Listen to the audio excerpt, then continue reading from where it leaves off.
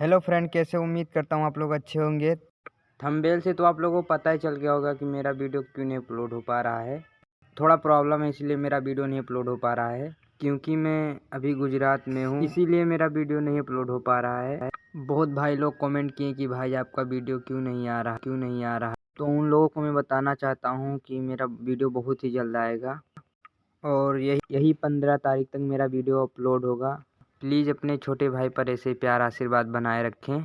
और एक बात आप लोगों से बताना है, मेरा एक नया सॉन्ग आ रहा है, तो प्लीज़ आप लोग उसको प्यार आशीर्वाद दीजिए। जैसे और गाने को दिए हैं वैसे ही उस सॉन्ग को दीजिए।